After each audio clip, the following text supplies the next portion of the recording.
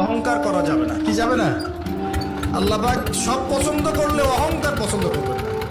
আল্লাহ পাক অহংকার পছন্দ করবেন। আল্লাহ পাক অনেক পাপ মাফ করে দিতে পারেন, অহংকার আল্লাহ পাক খুব কঠিন ভাবে ধরেন।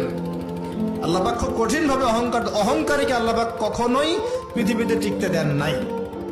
আচ্ছা, অহংকার করার আমাদের আছে কি বলেন তো? কিছুই না। আল্লাহ বলে ওয়া খুলিকাল ইনসানু দাঈফা, তোমাদেরকে আমি দুর্বল করে তৈরি করছি। আমরা দুর্বল, শুধু দুর্বল না, দুর্বলের ঘরের দুর্বল।